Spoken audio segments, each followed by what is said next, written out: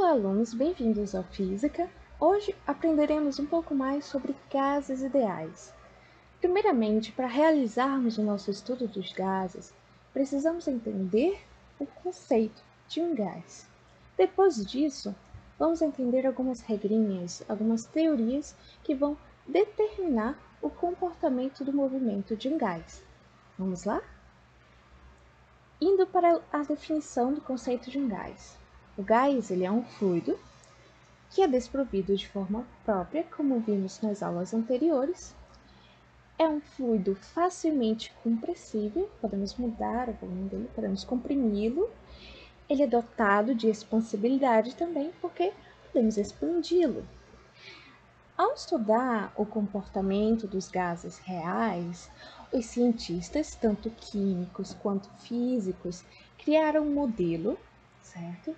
Um modelo de gás perfeito, que é chamado de gás ideal. Esse modelo é um modelo de um gás perfeito porque ele pode ser expresso, pode ser determinado por expressões, na verdade, uma expressão, por expressões matemáticas muito simples. Então, ele vai depender de algumas variáveis que vão facilitar a expressão de um gás ideal. Vamos vê-los? Bem, para analisar o comportamento térmico dos gases, a gente considera algumas variáveis que chamamos de variáveis de estado. São três: pressão, volume e temperatura. A gente vai estar expressando essas três variáveis: pressão como P, a letra P, volume como a letra V e temperatura como a letra T. Tudo bem? E para a descrição dessas variáveis, como eu disse, ela é descrita por uma forma matemática muito simples, a gente começa a descrever a Lei Geral dos Gases. Para entender a Lei Geral dos Gases, vamos imaginar uma fatia de pizza, um triângulo, certo? A gente vai dividir essa fatia de pizza em três partes. É como se a gente fosse dividir a fatia de pizza para 3 pessoas. Em um lado fica P, do outro lado fica V, e abaixo fica T. Sempre lembre dessa ordem, PVT. A gente diz que um gás sofre transformação quando ocorre variação de pelo menos duas dessas variáveis. Vamos estar vendo mais à frente quais são esses três tipos de variáveis. Lembra dessa expressão PVT que eu falei para vocês ainda agora? Pois é. Arranjando de forma matemática o produto da pressão pelo volume sobre a temperatura, nós temos uma constante. Então, se eu pegar um gás no estado inicial dele, a uma pressão inicial, uma temperatura inicial e um volume inicial, e se eu mudar duas dessas variáveis, essa razão deve permanecer constante. Para isso, temos algumas transformações gasosas. Lembrando, quando um gás passa por uma transformação gasosa, dizemos que duas das variáveis dela mudam, ou a temperatura ou a pressão e o volume, ou o volume e a temperatura. E uma dessa variável deve permanecer constante. Para isso, temos três nomes. Todas as transformações gasosas começam com o nome iso. Iso significa igual. Temos a transformação gasosa isotérmica, que é quando a temperatura permanece constante. Em um gás, quando a temperatura permanece constante, dizemos que a pressão e o volume estão variando. Temos também a transformação gasosa isobárica. Quando nós temos a transformação isobárica, a pressão em um gás permanece constante. Isso significa dizer que o volume e a temperatura do gás estão se modificando. Quando nós temos a transformação gasosa isocórica, nós dizemos, então, a pressão e a temperatura variam. tudo bem? E o volume permanece constante. Beleza. Então, vamos ver um pouco mais sobre essas três transformações. Vamos começar com a transformação isotérmica, que é quando a temperatura permanece constante. Bem, a lei que descreve a transformação isotérmica é chamada de lei de Boyle. E ela descreve a seguinte situação. Vamos imaginar que nós temos um gás, certo? Dentro de um recipiente a uma temperatura T1, lembre-se, temperatura T1. Vamos imaginar que essa temperatura T1 seja 30 graus, tá bom? Tudo bem, temos gás a uma temperatura T1 de 30 graus. Esse é o estado inicial. Vamos dizer que eu queira alterar uma variável. O que eu vou alterar nessa variável aqui, que eu vou chamar de estado 2? Vou alterar o volume do gás. Vou até dar um zoom aqui. Tudo bem? Pronto. Quando eu altero o volume, o que acontece com as partículas do gás, digamos, moléculas ou átomos do gás? Esse espaço vai ficar um pouco mais apertado, um pouco mais comprimido, e essas moléculas vão colidir entre si e colidir com as paredes do recipiente com uma maior frequência. Quando isso acontece, a pressão interna aqui dentro aumenta. Então, quando eu modifico o volume, a pressão se altera. E vamos dizer aqui que a temperatura final ainda continua como 30 graus, que é isotérmica, permanece constante, certo? Então, percebemos que a única coisa que mudou do estado 1 para o estado 2 foi pressão e volume. Bem? Então, lembra daquela equação da lei geral dos gases, que era o PVT, aquela fatia de pizza que eu mostrei para vocês? Então, a gente vai estar usando ela para estudar as equações que descrevem cada uma das transformações gasosas. Para a temperatura constante, nós temos que a temperatura no estado 1 é igual à temperatura no estado 2. Então, vamos pegar a lei geral dos gases e aplicá-la tanto para o estado 1 quanto para o estado 2 e vamos igualar. Por quê? Porque mesmo alterando duas das variáveis, a gente tem aquela razão constante. Então, para o estado 1, essa razão PVT vai ser igual à razão PVT no estado 2. Se T1 é igual a T2, nós temos aqui nessa equação, nós podemos sair cortando, certo? E nós temos o que chamamos da lei de Boyle, certo? Que a pressão no estado 1, o produto da pressão no estado 1, vezes o volume no estado 1, vai ser igual à pressão no estado 2, vezes o volume no estado 2. Eu gostaria de mostrar para vocês uma coisa. Olha só para esses dois estados, certo? Qual é a equação? Vou só escrever aqui que nós temos. Nós temos a pressão em 1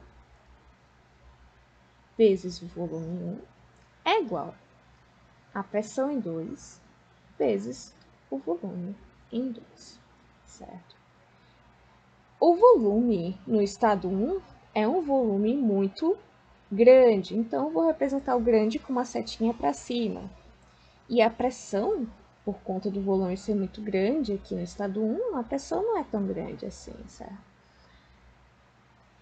Já no estado 2, o que acontece com o volume? Diminuímos o volume pela metade, o volume diminui, representado pela setinha. E o que acontece com a pressão? A pressão aumenta. Então, quando a gente observa essas setinhas aqui, que eu escrevi de forma didática, percebemos que há uma proporcionalidade. Se um lado, uma variável muda, então do outro lado, uma outra variável tem que mudar para que essa igualdade permaneça constante, certo? Então, de fato, para a transformação isotérmica, nós temos ela representada por essa equação, que é o produto da pressão pelo volume. E aqui nós temos o diagrama, certo? Nós vimos pela equação, pelo que eu acabei de explicar, que a uma pressão bem baixa, nós temos um volume bem grande, que era o caso inicial aqui. Esse P aqui, ele é equivalente ao P1. Só trocar de cor aqui. Pronto. Equivalente ao P1. Beleza? É uma situação no estado 1. Esse ponto B, então, se refere ao estado 1. Já no estado 2, o que nós fizemos? Nós reduzimos o volume do gás. Reduzindo o volume do gás, certo? O que aconteceu com a pressão? Olha aqui no ponto A. A pressão aumentou 2 vezes. Então, aqui nós temos, representado por aquela ilustração, o estado 2 do gás. Tudo bem? E esse diagrama, essa curva aqui, ela é chamada de isoterma. Isoterma.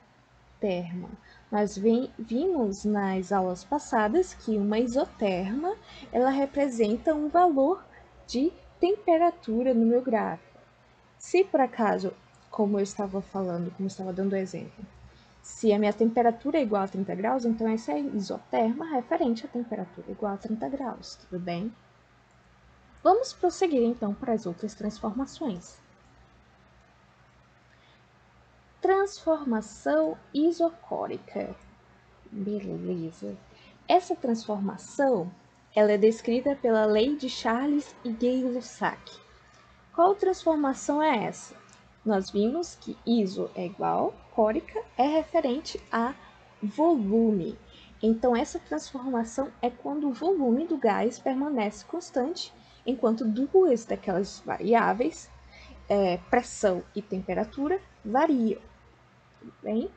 Então, novamente, temos a ilustração dos dois experimentos, estado 1 e estado 2.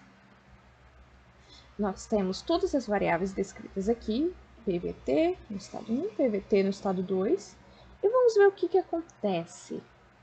No estado 1, nós temos esse Pzinho, certo? Que está em cima de um êmbolo. O que é um êmbolo? É uma tampa, certo? Desse recipiente.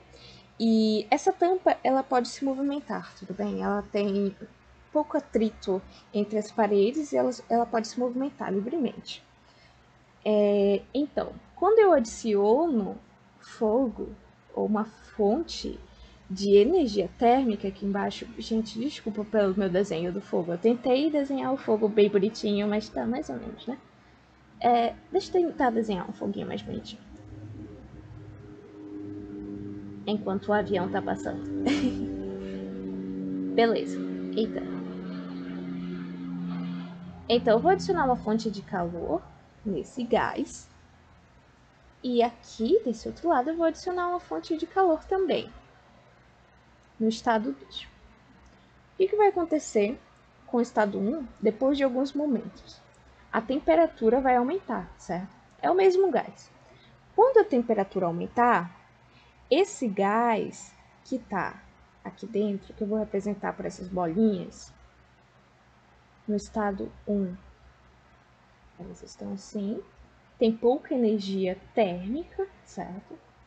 Já depois de algum momento que eu acionei a energia térmica, né? Acionei o fogo. O que vai acontecer com esse gás? Ele vai ter uma alta energia cinética por conta do aumento, né, do ganho de energia térmica que ele recebeu da fonte de calor. Então a gente diz que esses átomos ou moléculas do gás estão muito agitados.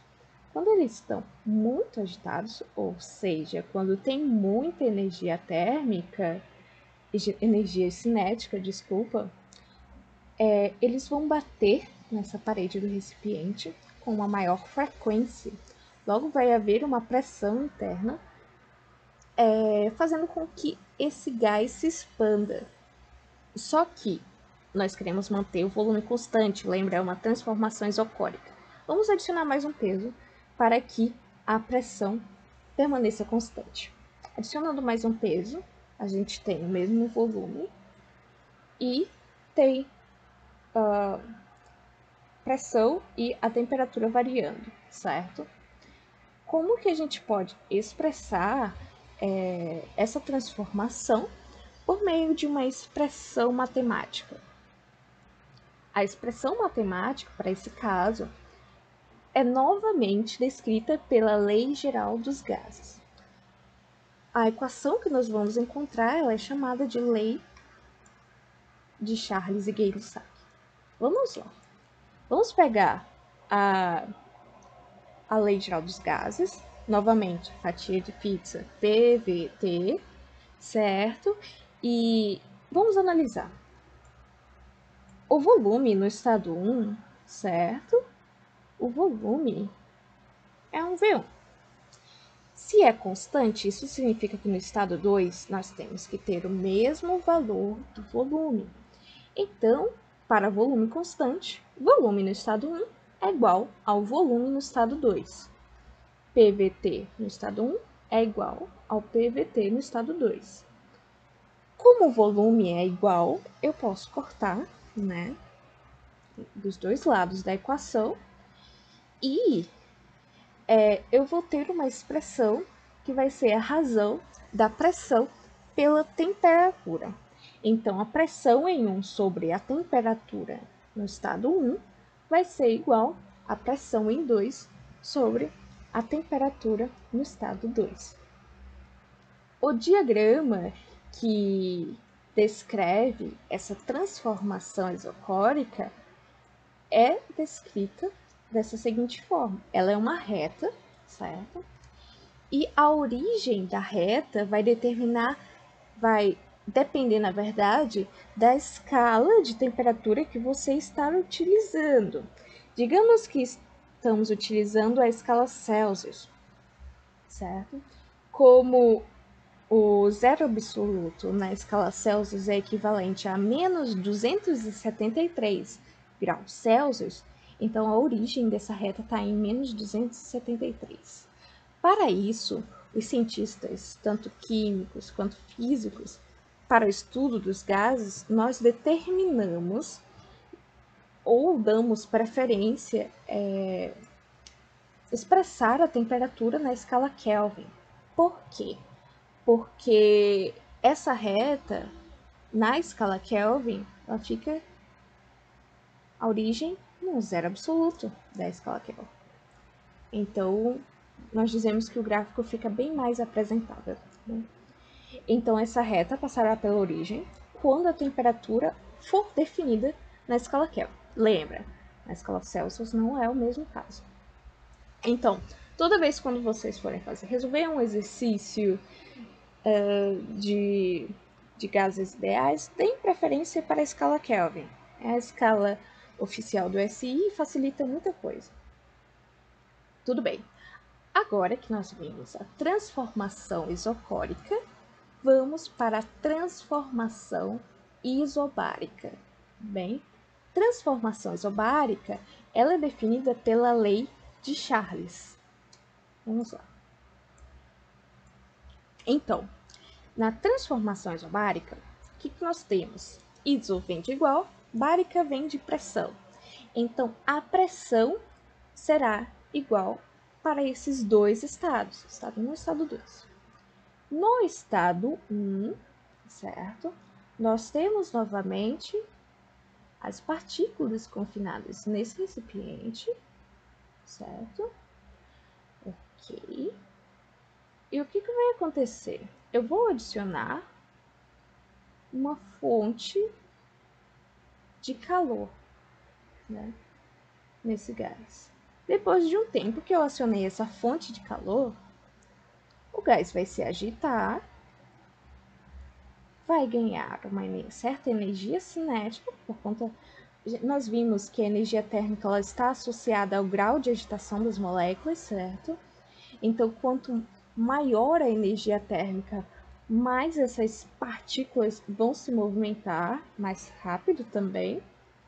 Então, como esse êmbolo tem uma tampa que pode se movimentar, o volume vai aumentar também.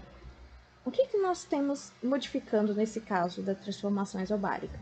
Adicionei um peso aqui, então a pressão sobre essa área da tampa, ela permanece constante, a tampa do recipiente, e a temperatura do gás está se modificando por conta que eu adicionei a fonte de calor. O que se modifica também, de acordo com que as partículas vão ganhando energia cinética, é o volume do gás, certo? Então, a uma pressão constante, nós temos a seguinte expressão matemática. Há uma pressão constante. Só corrigir aqui rapidinho. Há uma pressão constante. O que significa pressão constante? Dizemos que a pressão no estado 1 é igual à pressão no estado 2, certo? Vamos utilizar aquela lei geral dos gases, PVT, para o estado 1 e para o estado 2. Nós temos que a pressão vai ser tirada dessa equação, vai ser cortada. Logo, o que sobra será apenas a razão entre o volume e a temperatura, tudo bem? Então, nós temos o volume sobre a temperatura no estado 1 será igual ao volume sobre a temperatura no estado 2. E como nós podemos expressar essa transformação isobárica por meio de um diagrama? O diagrama da transformação isobárica é semelhante com o da transformação isocórica. Novamente, ela vai ser representada por uma reta, e essa reta, ela vai passar pela origem quando a temperatura for definida em uma escala Kelvin, tudo bem? Então vamos lá. Lembra que eu disse para vocês que a expressão PVT era igual a uma constante? Era constante? Então, vou estar explicando para vocês. Clapeyron, que é este físico, ele verificou que essa razão PVT da pizza, lembra? Fatia de pizza, PVT, é diretamente proporcional ao número de mols do gás, certo? Então, PVT vai estar ligado ao número de mols que o gás contém. Então, essa constante será o número de mols que o gás tem, quantidade de gás, depende muito da quantidade de gás que você tem, mais tarde a gente vai estar vendo isso, vezes a constante universal dos gases. Essa constante universal dos gases, ela é definida como 8,31 joules por mol vezes Kelvin. Lembrando da unidade, não se esqueçam da unidade, é muito importante.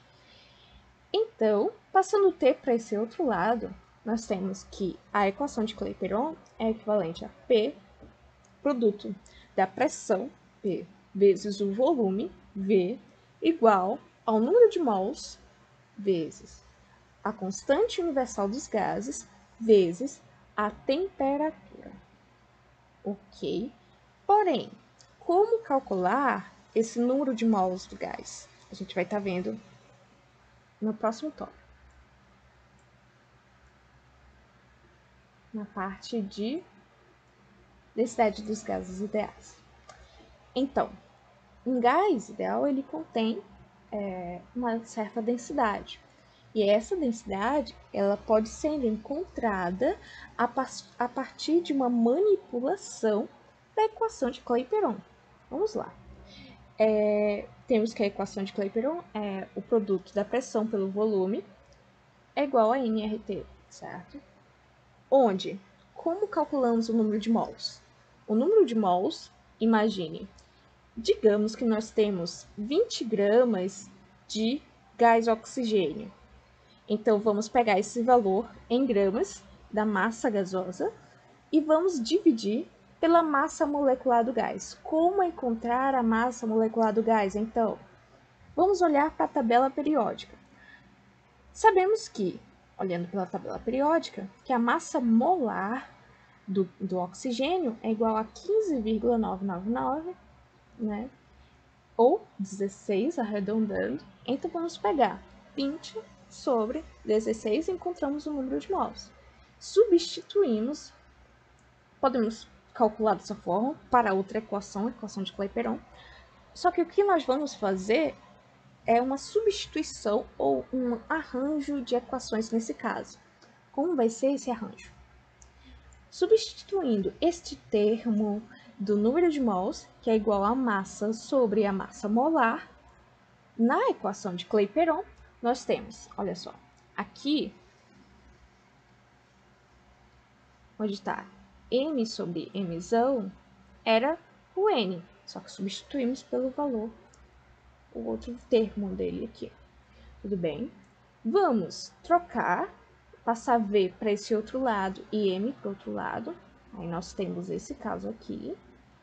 Vai ficar o produto da pressão com a massa molar será igual a esse terminho M sobre V, massa sobre volume, vezes a constante universal do gás, vezes a temperatura. Nós vimos em algum lugar que massa sobre volume é igual a densidade, certo? Nas aulas passadas. Então, esse termo, M sobre V, nada mais é do que a densidade do gás, certo? Podemos substituir esse termo pelo desenho, que representa a densidade, né? Então, isolando esse desenho, nós temos que o produto da pressão vezes a massa molar, pela massa molar, sobre a constante universal dos gases vezes a temperatura que o gás se encontra é igual à densidade do gás. Tudo bem? Então, pessoal, eu agradeço vocês terem assistido essa aula. Essa é somente a parte 1. Mais tarde, adiante, tem a parte 2. Eu espero que vocês tenham gostado. Assistam a parte 2 também, porque vamos estar abordando a teoria cinética do gás e a energia cinética do gás, que são assuntos finais do capítulo, tudo bem? Espero que tenham gostado e bons estudos!